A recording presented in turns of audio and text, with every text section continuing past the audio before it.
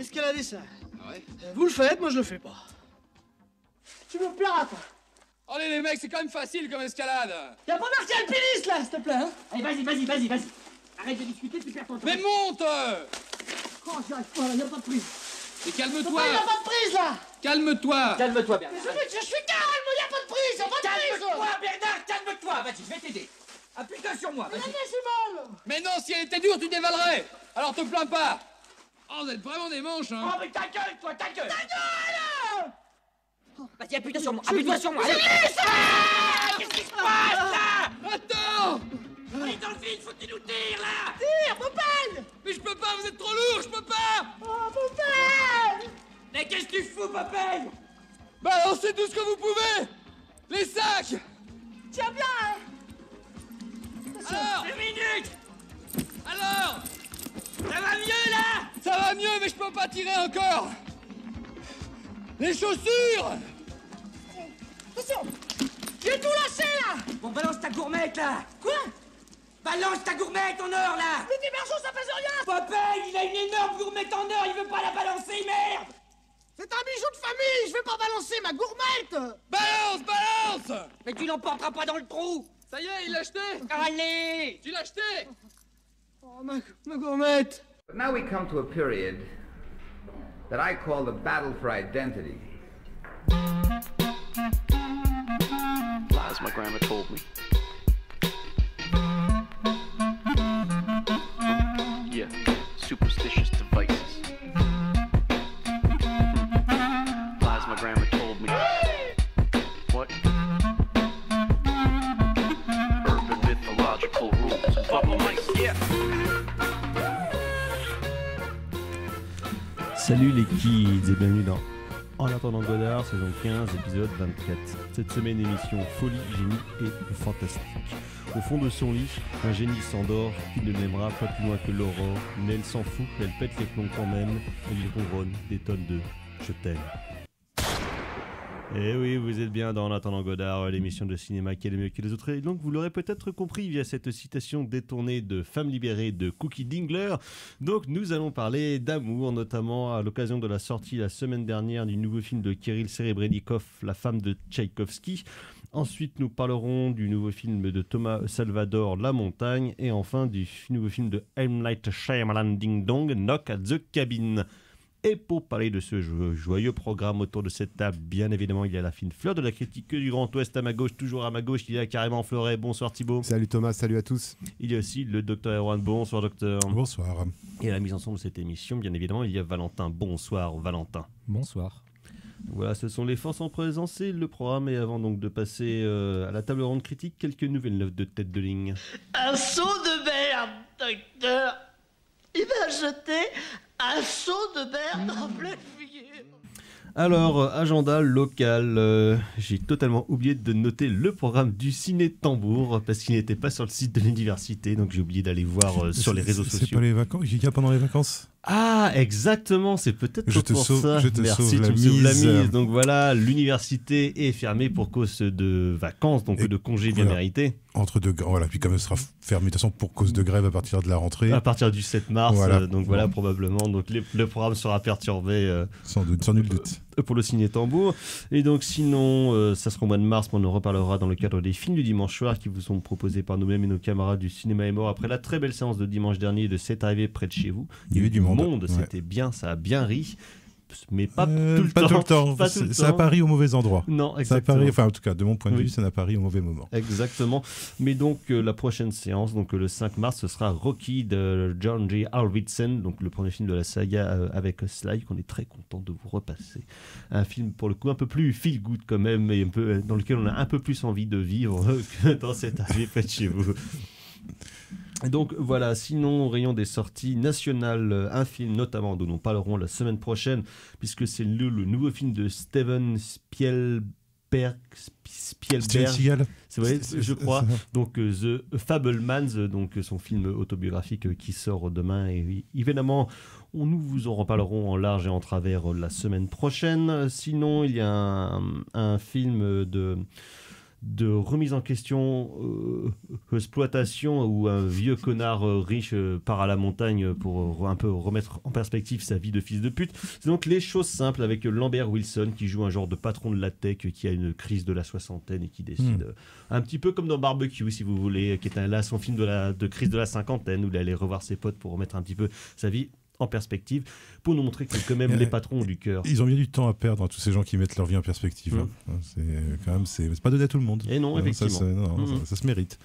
Et sinon, quelqu'un aussi qui essaie de remettre les choses en perspective et de repenser à son passé. Film avec Guillaume de Tonquédec, qui est le petit-fils de Jean-Paul Belmondo, donc Victor Belmondo. Arrête avec tes mensonges. Voilà, une belle histoire, probablement. Oui. Sinon, un film de cuisine d'exploitation qui s'appelle À la belle étoile. Voilà. Que des trucs passionnants, quoi. Voilà. Documentaire qui, je pense, ne passera pas à Rennes, même si ça pourrait être très intéressant. C'est N'effacer pas nos traces, documentaire donc sur Dominique Grange, la grande chanteuse contestataire française des années 60 et encore jusqu'à nos jours. Donc, moi, c'est ça que j'aimerais bien voir ça parce que j'aime beaucoup Dominique Grange. Et sinon, car je sais que vous êtes de vrais démocrates, vous n'aimez rien de plus que la liberté, et ici, tous autour de cette table... Donc... Surtout la liberté d'expression. Exactement. Et bien, justement... Ça tombe bien. Dès demain, en salle, Slava Ukraini, le nouveau documentaire de Bernard-Henri Lévy. Oh là là, mais c'est pas vrai, quoi. Sachant que bientôt, il y a aussi le documentaire de Sean Penn sur l'Ukraine, et qui, d'après les premières critiques... Mais les vautours, quoi. D'après les premières critiques sur le film de Sean Penn, ça a l'air quand même assez fabuleux, parce qu'ils disent qu'à côté, le film de BHL est une leçon de modestie. Ah ouais. Donc, ça a l'air super. Mais il faut les empêcher de sortir de programme bientôt dans cette émission. Ah non. Ah, j'ai vu moi les derniers docs de BHL, c'est genre BHL, il va de par le monde. C'est lui qui sauve pendant le Covid. Mais c'est notre super-héros à nous. Parce que je sais plus comment s'appelait ce doc, mais en gros il disait que pendant que le monde est genre fermé, machin. C'est pas le serment de Tobruk. Bah, il y a quand même des drames qui se passent dans le monde et donc lui, Bernard-Henri, avec son argent, peut aller aux quatre coins du monde et résoudre les crises humanitaires. Puis rentrer dans sa villa marocaine et taper à la machine à écrire Remington. Le savant Tobruk, comme Joseph Kessel, quoi. Le savant Tobruk, c'était comment est-ce qu'il a réussi à abattre Kadhafi et à amener la démocratie en Libye, comme on le voit tous les jours. Je n'ai toujours pas vu ça. Ah, ça vaut son super. Parce qu'il fait dire quand même à des émissaires libyens que en fait c'est un peu l'équivalent de Voltaire super. Mais littéralement, et le film est quand même assez fabuleux, ça démarre sur les chapeaux de roue. En plus. Mais c'est un une peu belle leçon une belle leçon d'humanité. Oui, mais surtout une belle session rattrapage. Ah bah écoutez, bientôt quand vous voulez, on peut faire une spéciale cinéma de Bernard-Henri Lévy. C'est un peu, quelque part, c'est non seulement notre super-héros, mais c'est un peu notre Clint Eastwood à nous, quoi. C'est un mec qui a construit sa propre légende à travers ses films, quoi. C'est quand même une persona complexe et subtile. Exactement, oui.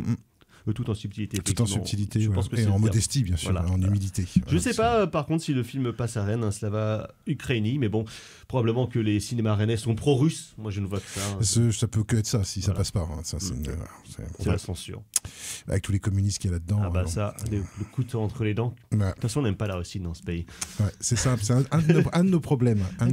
Exactement. Donc voilà, malheureusement, je pense que nous ne parlerons pas du film de BHM, mais nous parlerons du film de Spielberg, notamment la semaine prochaine. On va passer à toute autre chose, à la section critique de cette émission, et on va partir sur le lac des Cygnes.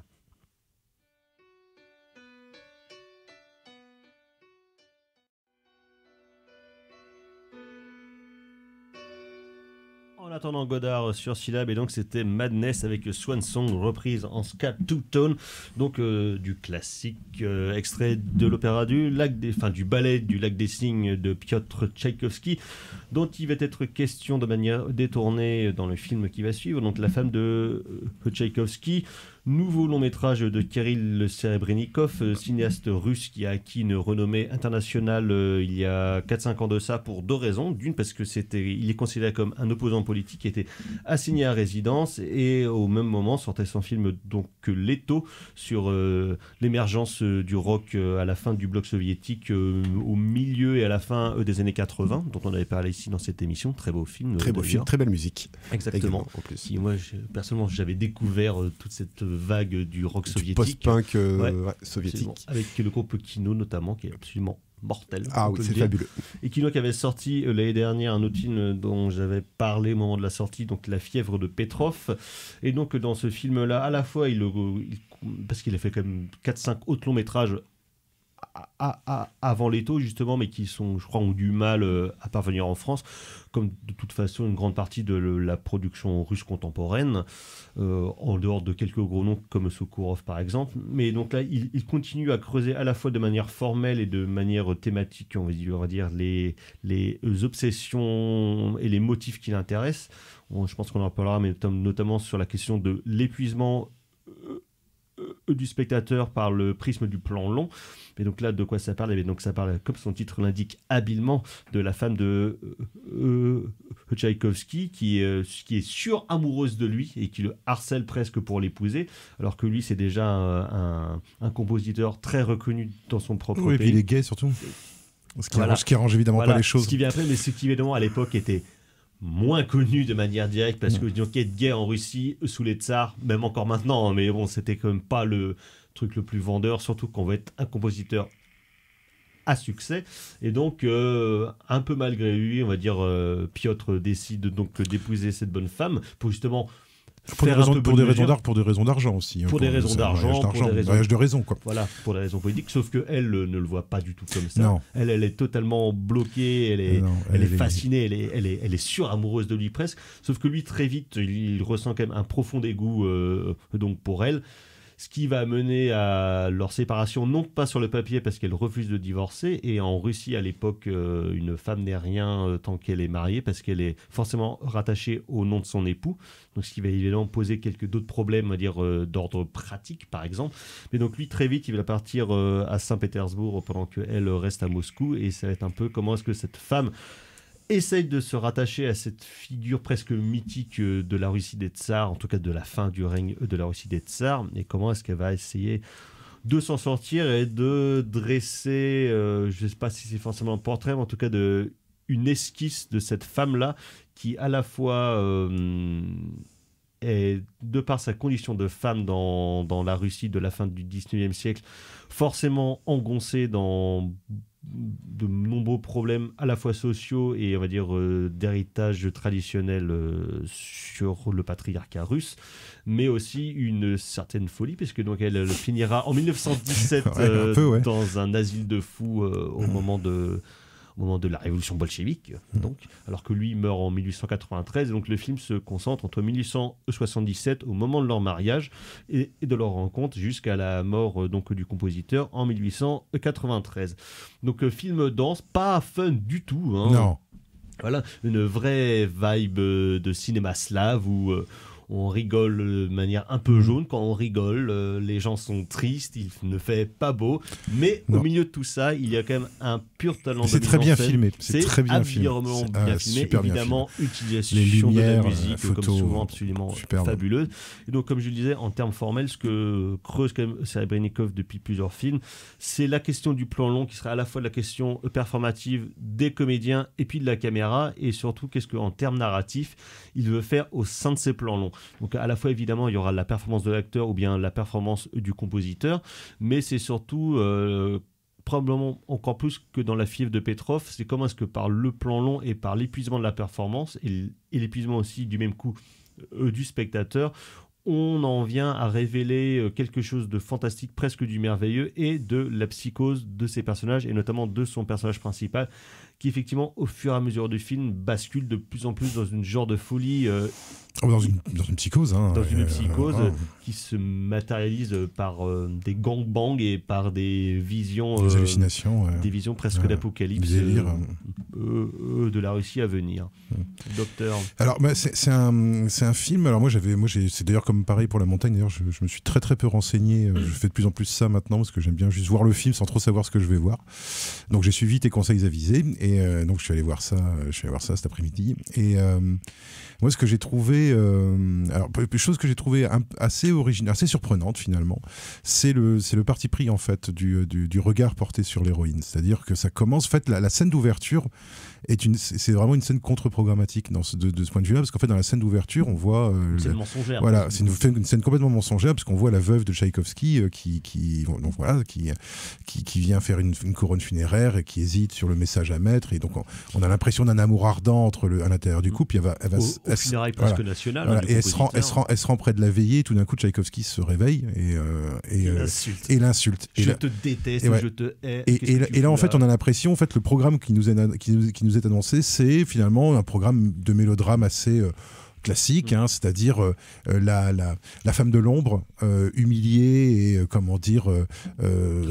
rabaissée par son mari génial ou son mari talentueux. Voilà, donc, ce qui est en partie ce qui se passe d'ailleurs dans le film. Sauf que justement, moi je trouve qu'il y a un biais en fait. C'est-à-dire que le biais en fait, c'est que c'est pas un mélodrame amoureux en fait. Le film, c'est un film sur la folie. À mon avis, c'est un film sur la folie. C'est un film sur une femme en fait qui présente assez tôt en fait à l'intérieur du film, qui présente assez tôt notamment cette passion amoureuse complètement dévorante, qui est une sorte de bovarisme en fait, c'est-à-dire on sent un imaginaire qui est tout porté vers l'absolu en fait, une espèce d'absolu génie, vers l'absolu artistique, l'absolu amoureux, voilà, que quand on est un génie on une peut se permettre une vision ultra romantique, ultra idéaliste, mais qui vient aussi de la culture de l'époque, c'est pas juste elle qui invente ça, c'est qu'il y a aussi le fameux romantisme slave, mais qui est pas que, parce que le bovarisme Flaubert, c'est ce qui dans Madame Bovary, le mouvement romantique de l'époque, c'est ce qui dénonce, c'est-à-dire l'espèce d'imaginaire qu'on transmet aux femmes en fait, qui comme elles peuvent pas travailler et tout ça, sont un peu seules avec justement cet imaginaire qui leur est imposé par un patriarcat qui leur fait croire aux contes de fées ou au prince charmant, et qui les modèle en fait dans la réussite passera par avoir le bon mari, exactement, ou la bonne situation, et où en fait le but du jeu, effectivement, c'est de faire en sorte qu'elles se conduisent comme on attend d'elles qu'elles se conduisent. Et ce qui est intéressant, je trouve, c'est que le personnage en fait a cette espèce d'amour qui est complètement irraisonné en fait, et très tôt en fait dans le film. C'est marrant parce que très tôt dans le film, en fait, à demi-mot, sans que ça soit dit explicitement par le film, on comprend d'une part que Tchaïkovski est gay. Et c'est marrant parce qu'on s'est dit vraiment qu'au bout d'une heure de film, mais en fait, moi je connais pas trop Tchaïkovski et tout ça, donc moi je savais pas du tout qu'il était gay, je connaissais pas du tout l'histoire de sa première femme. Et en fait, je regarde le film et je me dis, la manière dont puis la manière dont il agit avec elle, c'est-à-dire espèce de répulsion qu'il a, alors qu'elle est pas du tout, elle est juste une femme amoureuse, quoi. Je dirais, et du coup, et donc il y a elle qui commence à délirer comme ça, puis le délire évidemment va de plus en plus loin, puis surtout la frontière avec la réalité commence à devenir de plus en plus mouvante. Mais ce qui est intéressant, c'est que le regard, je trouve, du réalisateur, en fait, c'est pas un regard. C'est-à-dire qu'il est assez empathique en fait avec son personnage, mais tu vois, c'est vrai. Pour moi, c'est sans être dupe. C'est-à-dire, d'une part, il montre comment est-ce qu'elle est l'artisan elle-même de son propre délire, la part qu'elle joue aussi dans ce truc-là. Et puis, alors que tout l'entourage du compositeur essaye un petit peu de la raisonner. Ce qui veut pas dire que ce sont des braves types ou qu'ils le font pour des bonnes raisons. Ils sont pragmatiques. Voilà, ils sont pragmatiques. Eux, ils sont dans le réel en fait. Et elle, pas du tout, quoi. Et c'est intéressant parce qu'en fait, ce qu'il analyse aussi, c'est finalement la naissance d'une pensée presque complotiste, c'est-à-dire paranoïaque en fait. C'est-à-dire qu'en fait, plus on lui met la réalité en face, et plus elle s'enferme à l'intérieur de son truc. Et plus elle s'enferme. Et plus elle est persuadée justement du bien fondé de son truc. Et en fait, c'est ce qui est terrible, je trouve, et c'est là pour moi qu'il y a de l'empathie, c'est qu'en fait, le film nous dit, regardez, cette femme ne va pas bien, et il y a personne pour l'aider. Ni sa famille, sa mère, relativement sa sœur, mais elle est un petit oppressée peu aussi par le poids de la sœur. La sœur de Tchaïkovski aussi, qui est une figure plutôt positive, mais qui elle aussi a ses propres problèmes, qui prend de la morphine, ou du lithium, je sais pas ce qu'elle prend, mais bon, ça coûte. Voilà, et en fait, il y a cette espèce mais c'est marrant parce que c'est une espèce d'empathie à distance, c'est-à-dire que pour moi, c'est complètement l'inverse de Blonde, par exemple. Oui. C'est-à-dire qu'il n'y a pas ce côté doloriste, il n'y a pas ce côté regarder la pauvre fille. Non, oui, effectivement, c'est une femme malheureuse, mais regardez comment se construit son malheur. Et en fait, il y a quelque chose je dirais pas de clinique, mais de plus analytique en fait, qui est de plus cérébral en fait. C'est assez et je trouve pour autant que ça rentre pas en conflit en fait. Mais comme les plans longs à l'intérieur du film, je trouve rentre pas en conflit avec ce que les plans nous montrent en fait. Et en fait, au bout d'un moment, moi, tu vois, les 2-3 premiers plans séquences, je les ai bien repérés. Et après, tu vois, à part le plan séquence final le plan séquence final, c'est que vraiment au bout d'un moment dans les plans, je me disais tiens, moi ça fait longtemps que ça a pas coupé.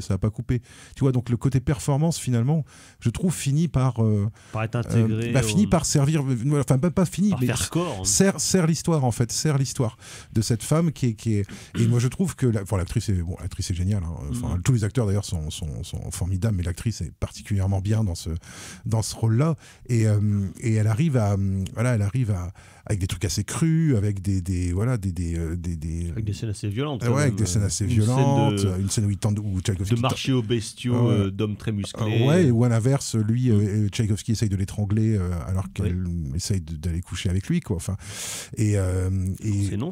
Et en fait, voilà, je pense qu'il y a aussi, pour moi, souterrain, il y a aussi quelque part une espèce de remise en cause. Mais quelque part, moi, je trouve que le film est assez proche de Madame Bovary dans le but, c'est-à-dire que il y a cette idée de non pas de dénoncer, mais de critiquer en fait de manière assez cruelle la fameuse âme slave justement, quoi. Et le fait que la passion, les sentiments, tout ça, et qu'en fait ça détruit les gens en fait. Sauf que ça n'utilise pas les mêmes ressorts que chez Flaubert, par exemple. Parce que chez Flaubert c'est du comportementalisme, c'est plus de l'observation. Non, là c'est alors plus, que là il passe par le prisme du fantastique. Oui, ça passe par le prisme du fantastique, et c'est quand même plus humaniste parce que c'est-à-dire qu'il nous la montre comme une femme absolument amoureuse, mais il nous la montre pas comme une idole en fait. Et comme Tchaïkovski d'ailleurs n'est pas non plus montré comme une idole. Et tu vois, elle peut avoir des saillies antisémites au bout d'un moment, une espèce de forme de truc qu'on pourrait apparenter à la nymphomanie, en tout cas des pulsions sexuelles qui sont visiblement assez compliquées à gérer pour elle, mais parce qu'elle est extrêmement frustrée aussi, parce que voilà, je dirais, elle rêve d'un amour avec un homme qui veut pas d'elle. Donc je dirais, et je trouve que c'est un film. Enfin, moi je trouve que le portrait de femme justement est vachement intéressant parce que le personnage est pas forcément sympathique. Tu vois, c'est pas un personnage en qui j'ai vraiment, tu vois, j'ai une sympathie, genre la pauvre fille, quoi. Au contraire, ou bien empathie. Parce que très vite, on se dit bon, quand même. C'est vachement complexe. C'est beaucoup plus complexe. Mais t'as l'empathie face à quelqu'un dont tu sens qu'il va pas bien. Voilà, en fait, c'est cette empathie-là que tu as. C'est pas de l'empathie de se dire si j'étais à sa place. C'est l'empathie de voir quelqu'un s'effriter sous tes yeux, en fait.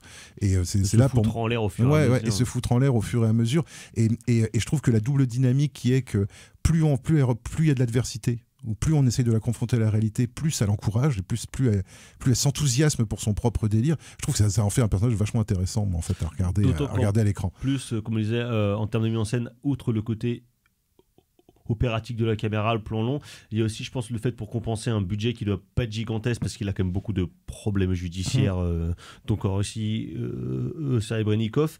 Il y a quand même très peu de décors, ou finalement qu'on voit très peu. Et c'est très malignement fait. C'est très intelligemment fait. C'est comment compenser un manque de thunes pour faire une reconstitution glorieuse de la fin du XIXe siècle en Russie, parce qu'on connaît les fastes, tout ça de la cour, les machins, nanana.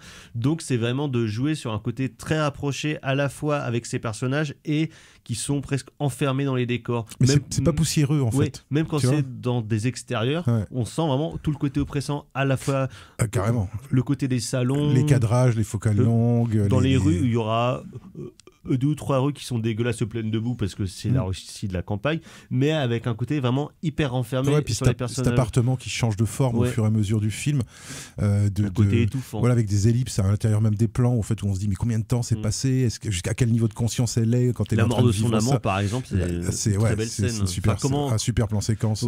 Comment est-ce qu'on passe comme une scène sacrément dégueulasse d'un mec qui est en train de se masturber alors qu'il est en train de cracher du sang en même temps partout parce qu'il est vraiment en train de mourir, et comment est-ce que le passage du temps se fait par un petit mouvement de caméra très simple et très subtil, et comment est-ce qu'on arrive finalement à la scène de la mort, genre 3-4 jours après. Une super belle scène. Et voilà, moi je trouve que et puis c'est intéressant de pas. C'est pas un film sur Tchaïkovski, c'est vraiment un film sur elle. C'est ça aussi, c'est qu'il se trompe pas de sujet en fait. C'est-à-dire, voilà, là pour le coup, le titre ment pas.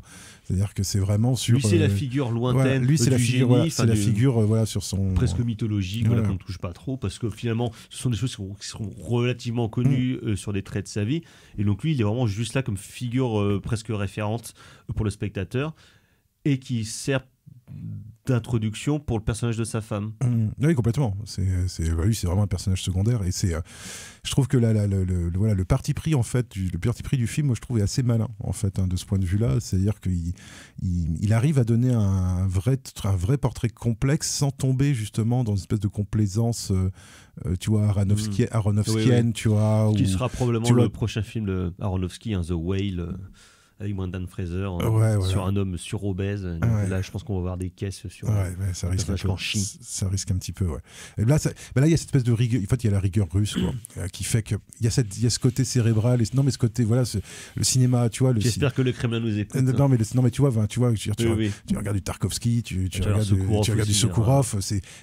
Tu vois, il y a toujours cette vision, c'est-à-dire que ça peut être très emporté chez les personnages, mais par contre, c'est toujours regardé, tu vois, chez Klimov aussi, tu vois, c'est toujours regardé avec une espèce de côté froid, mais qui est distant, voilà, plutôt que froid, distant, mais qui est pas de la, voilà, qui est parce pas. qu'il y a de l'humanité, donc c'est pas. Ben, moi je trouve que le portrait, je trouve que ça faisait longtemps que j'avais pas vu justement un portrait de femme, tu vois, pas de mère courage, tu vois, ou de femme machin, tu vois, mais un portrait juste d'un être humain qui se retrouve dans une société dont il est le pur produit, qui perd pied et qui est autour d'une espèce de société remplie de maquignons, de mecs intéressés par le pognon, par la gloire, de gens qui sont là. Et puis avec cette idée, par exemple, que Tchaïkovski, en fait, il est un génie de son vivant, en fait. Donc tout le monde est en train il y a une cour. Il y a une cour qui édifie, en fait, des espèces de monuments à sa gloire, alors que le mec est encore en vie. Enfin, c'est assez étrange, quoi, comme monde, en fait. Et alors, je sais pas jusqu'à quel point c'est authentique, ou documenté par rapport au 19e siècle, mais enfin, moi, j'y ai cru, quoi. Enfin, j'ai cru à... Et je trouve que le minimalisme de la production, je trouve, aide beaucoup, en fait, à ce côté, voilà, ce côté oppressant, ce côté ces systèmes de loi, ces systèmes d'histoire de propriété, d'histoire de fric, mais qui se disent pas, on se dit pas ça ouvertement, d'histoire de mœurs aussi, pareil. Enfin, et avec une société, voilà, une vision de la société russe, je trouve on retrouve un peu le mordant tu vois, un peu voilà, le mordant du réel, quoi. C'est-à-dire avec cette société où tout le monde va mal, en fait, quoi. C'est-à-dire cette société où tout le monde fait semblant d'aller bien et puis tout le monde va mal au fond, quoi. Et ça, voilà, moi j'ai trouvé ça assez rafraîchissant, j'irais peut-être pas jusque là, mais c'est vrai. Mais non, j'ai été étonné parce que je trouve que le film les 2h30 passent tranquille. Oui. Et c'est jamais et je me suis jamais senti agressé par le film ou par le personnage, alors que vu le sujet, ça aurait pu être très facilement. Alors que ça aurait pu être, je trouve, assez casse-gueule, et je trouve qu'il s'en est plutôt bien sorti. Donc la femme de Tchaïkovski de Kirill Serebrennikov, actuellement dans vos salles. Et nous allons passer à toute autre chose et nous allons tout de suite écouter notre dernier dieu.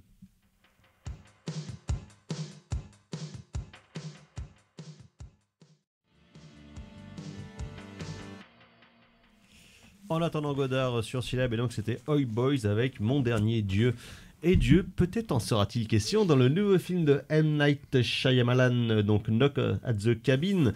Donc M. Night Shyamalan, on avait parlé de son dernier film Old au moment de sa sortie. Donc Shyamalan, ancien Wonder Boy du cinéma américain, la fin des années 90, début des années 2000, avec Le Sixième Sens et Unbreakable.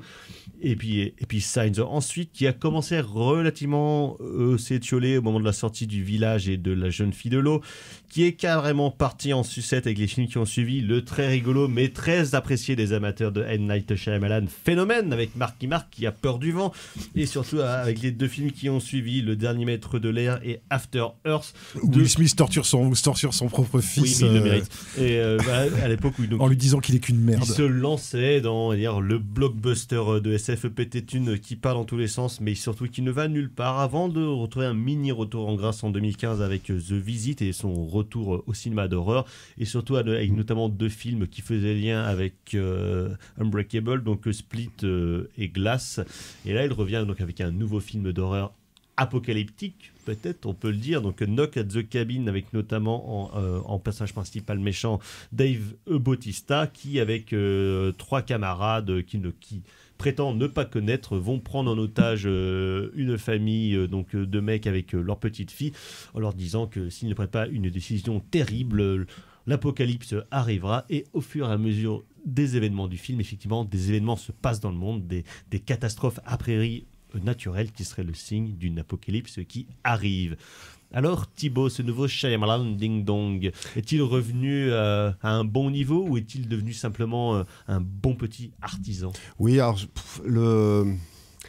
j'ai un rapport particulier avec M. Night Shyamalan, parce que autant j'aime bien ses premiers films et j'aime bien sa trilogie Incassable, Split et Glass. Pour moi, son meilleur film est Le Village, que j'avais trouvé absolument passionnant de par son contexte de production. Et puis après, son rapport au fantastique aussi. Évidemment. Oui. Et puis le film, on dit beaucoup que Knock at the Cabin effectue des parallèles avec Signe. Moi, je trouve qu'il en fait justement plus avec Le Village. Ces deux blockbusters bousins là, je les ai pas vus. The Visit, j'avais trouvé ça complètement con. Donc et Old, j'ai pas vu, donc et La Jeune Fille de l'eau, je l'ai pas vu non plus. Donc voilà. La Jeune Fille de l'eau, par contre, ça, j'avais trouvé ça bien raté. Ouais, donc j'ai un rapport un peu régler un peu ses comptes. Ouais, j'ai un rapport un peu particulier entre des films que j'ai pas vus, d'autres films que j'ai trouvé un peu cons. Phénomène fait partie des films un peu cons, mais peut-être qu'il faudrait que je le revoie. Et des films qui sont au moins intéressants, au moins un qui est absolument passionnant, qui est Le Village. Et Knock at the Cabin effectue un retour en grâce. Est-ce que c'est le haut du panier de Shyamalan ? Je sais pas, parce que le film est passionnant d'un point de vue théorique sur la question du home invasion, la question des genres cinématographiques, sur la question du home invasion et sur la question du fantastique. Néanmoins, le film est beaucoup trop bavard et donc beaucoup trop long, alors qu'il ne fait qu'1h40. Du coup, parce que cette théorie maintenant passerait plus par le dialogue que par la mise en scène, alors que c'était quand même une des qualités du cinéma de. Alors en termes de mise en scène, je vais revendire sur la mise en scène parce que la mise en scène, elle est ultra bien tenue. Mais déjà, il y a un postulat de base qu'il faut énoncer, c'est pourquoi aller en vacances dans une cabane dans les bois, alors qu'on sait tous que depuis Evil Dead, il ne faut jamais aller dans une cabane dans les bois. Donc pourquoi ils y vont, ça c'est un mystère quand même qui m'interroge. Voilà, ça m'interroge. Je fais, mais c'est n'importe quoi, vous avez pas vu Evil Dead. Néanmoins, c'est comme les camps d'été au bord des lacs, voilà, où mais oui, on n'y va pas. Mais non, bon bref. Mais quand tu vois des mecs qui portent des visages en peau humaine, tu vois voilà, pas les ou voir. des trucs ou des trucs construits sur des cimetières indiens, ou des caves, ou des caves et des grottes, on n'y va pas. Voilà, des cabanes dans les bois, on n'y va pas. Néanmoins, le film, mis à part ce petit trait humoristique, le film se tient en fait, malgré sa longueur, malgré sa redondance et son côté ultra littéral, le film se tient plutôt bien parce que par rapport à deux choses. D'abord, c'est la question de la caméra de M. Night Shyamalan. C'est-à-dire que le film, en fait, est un immense champ contre champ. Et à ce niveau-là, je trouve que c'est absolument passionnant parce qu'il n'y a pas d'effet d'esbrouf. Il n'y a pas, mis à part 2-3 flashbacks qui servent globalement à rien. Mais bon, on peut les évacuer très vite parce qu'ils sont pas si nombreux que ça. Mais faire un film en champ contre champ entre cette famille et ce groupe de preneurs d'otages, même si c'est pas un film sur le terrorisme, et ce groupe de preneurs d'otages, voilà, je trouve que c'est assez vertigineux en fait comme proposition formelle, parce qu'en fait il s'y tient jusqu'au bout.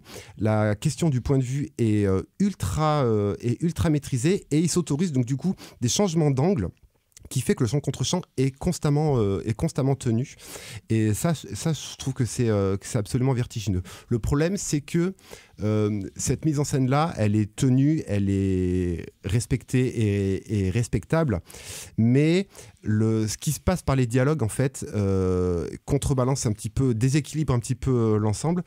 Parce que autant la première partie, il y a une première partie qui est, on va dire, un home invasion, où là, la gestion du point de vue est admirable. Relativement classique. Ouais. Du coup, mais on est vraiment sur un point de vue type Assaut de Carpenter, c'est-à-dire que la caméra reste vraiment à l'intérieur de cette maison, ne va jamais à l'extérieur, mis à part pour 2-3 effets, mais bon, qui peuvent être vraiment mis de côté. Et ça, je trouve ça finalement. Ouais, et ça, je trouve ça admirable en fait. Au moins, enfin.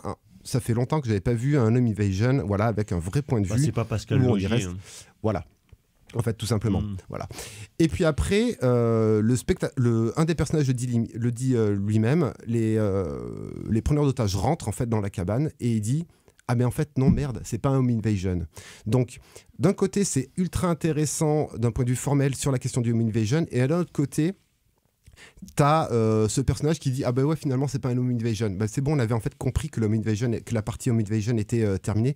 Il n'y a pas besoin de ce côté littéral de rappeler en fait par le dialogue ce que la mise en scène proposait. Donc ça c'est un petit peu chiant. Ce qui est bizarre parce qu'avant, je pense notamment genre dans Signs, il avait parfois avoir la main un peu lourde sur la métaphore messianique. Après je pense aussi que c'est l'influence de Mel Gibson sur le film qui fait qu'il y a eu ce côté apocalyptique messianique. Parce que c'est un film de Curton. Hein, et là du coup ça passerait plus justement par le dialogue que par la mise en scène.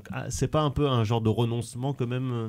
Bah non, parce que sa mise en scène est tellement maîtrisée, tellement réfléchie que ça peut pas être un relancement. C'est comme si il avait en même temps confiance en lui et en même temps une perte de confiance totale. C'est ultra... mais le film ne devient pas bancal non plus, en fait, c'est ultra bizarre. C'est très bizarre, en fait, comme sensation. Et puis après, pendant, on va dire, une grosse heure de film, il va y avoir la confrontation, donc en champ contre champ entre ces deux groupes. Et là, il va y avoir ce qui travaille un petit peu le cinéma de Shyamalan. Il va y avoir une grosse réflexion sur la croyance et son corollaire, le fantastique. Et là, ça pourrait être passionnant parce que tu pourrais te dire, ok, est-ce que vraiment il faut que cette famille agisse sans trop divulgacher le film? Il faut qu'il fasse des choix. Donc... est-ce qu'il faut que cette famille doit faire des choix, mais ces choix vont avoir des conséquences? Est-ce que ces conséquences vont réellement se passer? Est-ce qu'on va y croire à ces choix? Et du coup, il y a le corollaire qui est la question du fantastique. Est-ce qu'on croit ou est-ce que le personnage croit ou ne croit pas en ce qui se passe? Et en fait... ça, c'est du doute, quoi. C'est le doute. Mais le problème, en fait, c'est que dans le couple, donc j'ai oublié les prénoms des deux personnages principaux. Mais en fait, dans ce couple-là, il y en a un qui va rester rationnel et l'autre qui va commencer à y croire. Et du coup, ce qui se passe par la mise en scène va là également avoir un côté trop il va y avoir une littéralité, en fait, qui va arriver par le dialogue. Et ça, du coup, ça fait que le film devient pas boursouflé, mais en fait devient vite chiant, limite, ou du coup trop long, parce que il va nous expliquer ce qu'est le fantastique. Alors, d'un point de vue théorique, ça pourrait être passionnant. Ça fait un petit peu le manuel du fantastique pour les nuls. Sauf qu'on va pas au Cinoche pour voir des films théoriques. Voilà. Oui, non, mais on n'y va pas que pour... Quand la théorie... moi, quand je vais au cinéma, c'est pour qu'on me raconte une histoire, hein, d'abord. Quand la théorie est étirée sur 1 heure de film... Ah si. Quand la théorie est étirée par des dialogues sur 1 heure de film, c'est compliqué. Mais voilà, tu vois, Turner avec la Féline, il faisait ça en 1h20. Non, mais surtout, c'est une histoire. Enfin, c'est une histoire d'une fille qui se transforme en panthère, quoi. Voilà.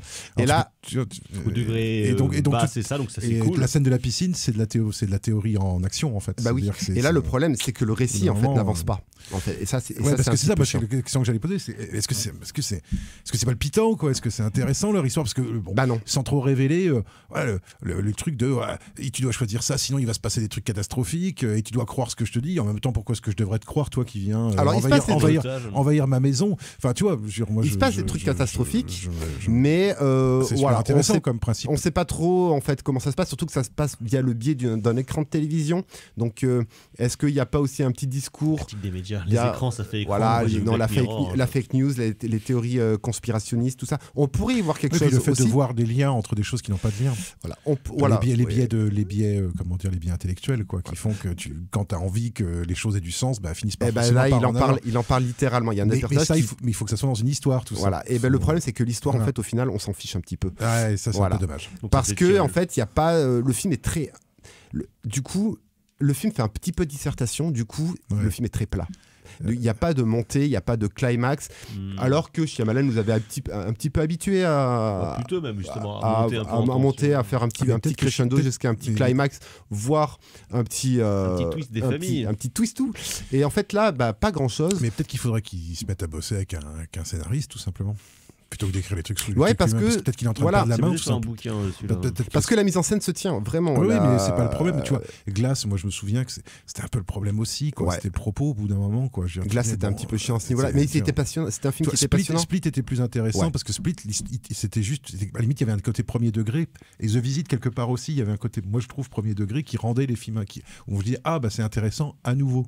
Tu vois, et moi c'est ça. Et tu vois, Signe pour moi c'est vraiment le moment où j'ai décroché en fait, ouais. parce qu'en fait je me suis dit, ok, Incassable, ok, c'était intelligent, c'était bien écrit, c'était conceptuel, très bien. Et Signe, je me suis dit, ah oui d'accord, ça va être ça à chaque fois en fait. Ça va être ça à chaque fois. C'est-à-dire que le fantastique en fait est une excuse pour dire des trucs très profonds sur la croyance, la foi, la culture, etc. Machin. Ouais, sauf qu'au bout d'un moment, quoi, je veux dire, je vais pas voir du cinéma fantastique pour qu'on me fasse pour qu'on me fasse un cours, quoi. Tu vois, c'est pas pour qu'on me dise que le fantastique c'est de la merde. Non, mais c'est un petit peu court, ça fait un petit peu dissertation.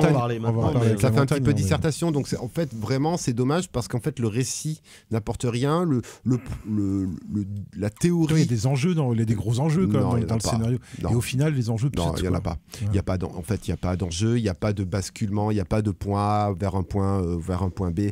Il n'y a pas de montée. C'est pas la controverse de Valladolid, quoi. Tu vois. C'est compliqué. C'est trois mecs c'est pas Jean Carmé. C'est trois mecs dans une pièce qui discutent de la croyance et du doute, justement. Ouais. Quoi.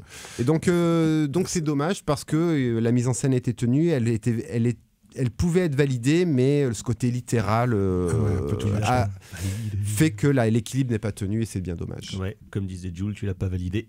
Non. Donc c'est Knock at the Cabin de M. Night Shyamalan, actuellement dans vos salles et aussi dans vos salles dans un registre fantastique Lofi.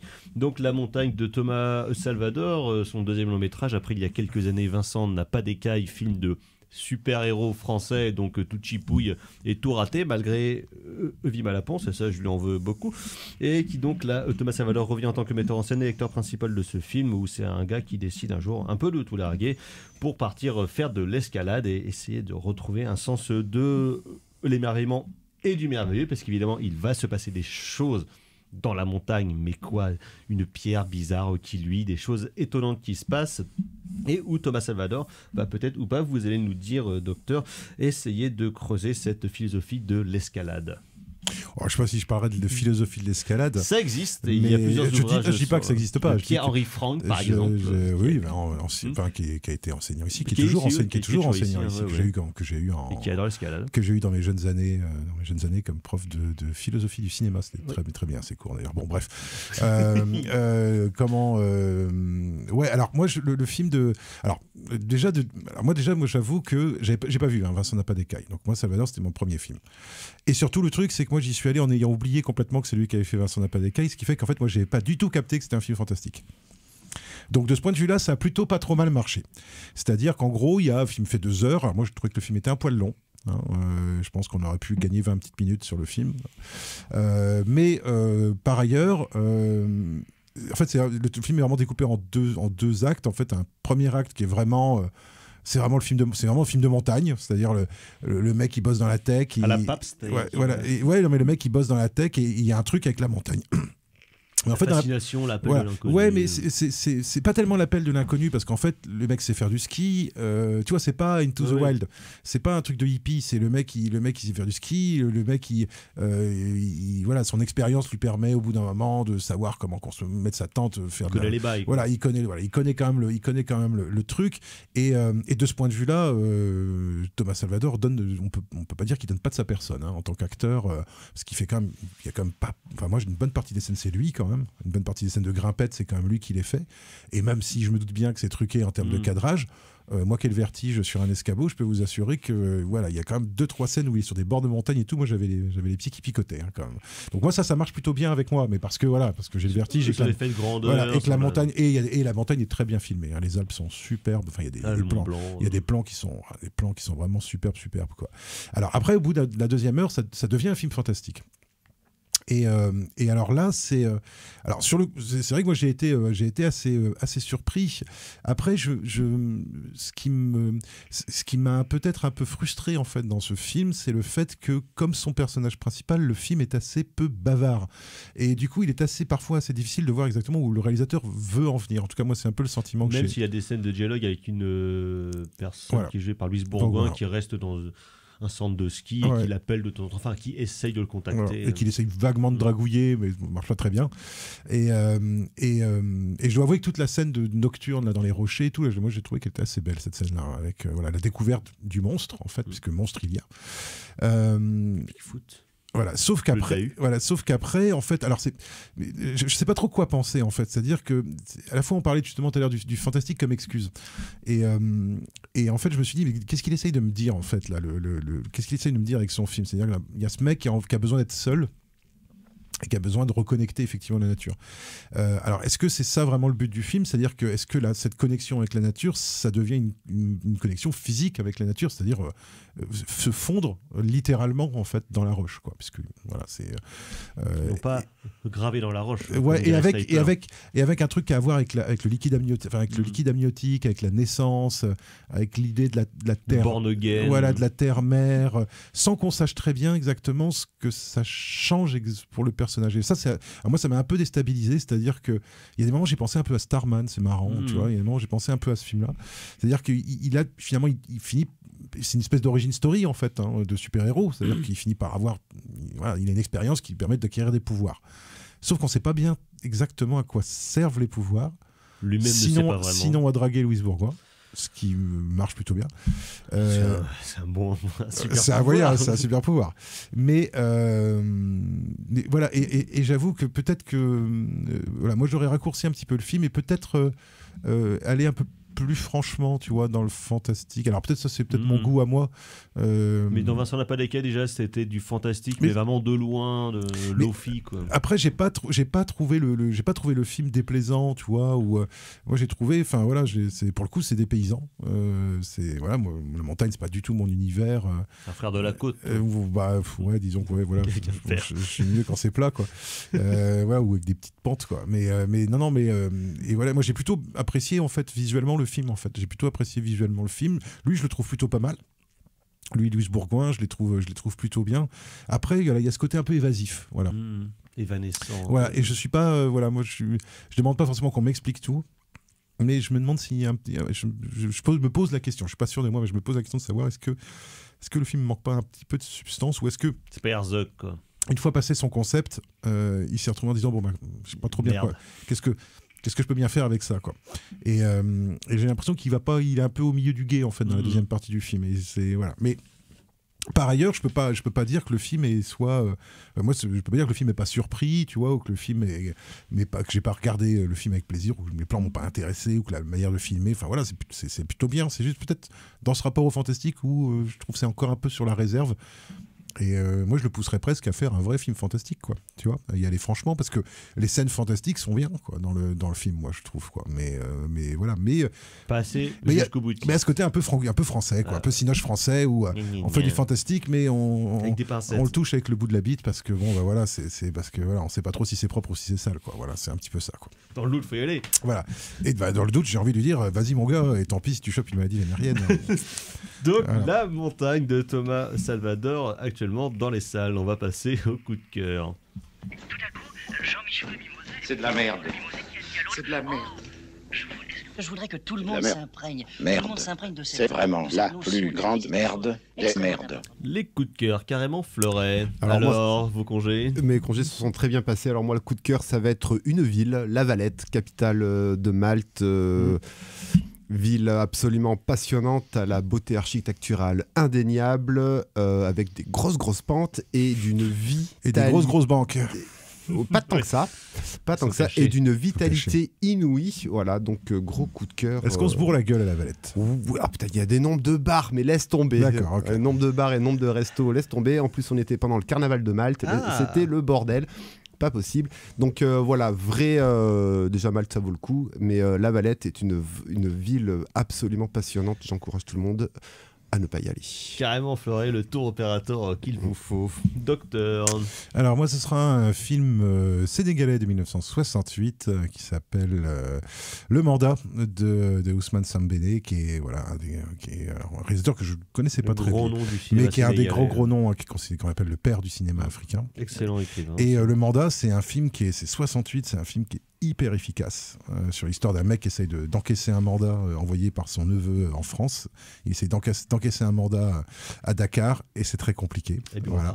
Et donc c'est une dénonciation de la cupidité humaine, de la corruption, de la société sénégalaise, du colonialisme, mais surtout, mais c'est même plus d'ailleurs que de la société sénégalaise que du colonialisme en tant que tel. En fait, il y a d'autres films qui fera où il sera plus là-dessus, mais c'est vraiment un film assez dur par un Africain, par un Sénégalais sur les Sénégalais. C'est un film assez cash, mais c'est plutôt bien filmé, très bien rythmé, et puis voilà, c'est vraiment bien revendicatif, bien révolutionnaire comme genre de cinoche. C'est tout à fait une très belle découverte. Très bien. Et moi, ce sera Et j'aime à la fureur de André Bonzel, sorti l'année dernière, film de montage d'après ses propres films de famille qu'il a retrouvés dans un carton et les films amateurs qu'il a collectionnés au fur et à mesure des années. Et donc par là, il retrace la vie de sa famille et la sienne. C'est pas super joyeux, c'est absolument magnifique, c'est très beau, c'est très triste, c'est bouleversant. Donc voilà, très beau film de André Bonzel qui n'avait signé aucun long métrage depuis donc C'est arrivé près de chez vous en 92. Merci beaucoup à Valentin à la mise en son de cette émission. Merci messieurs, on se retrouve donc la semaine prochaine pour parler notamment de Steven Spielberg. Prochaine émission, prochaine édition. À ciao, bonsoir. Salut.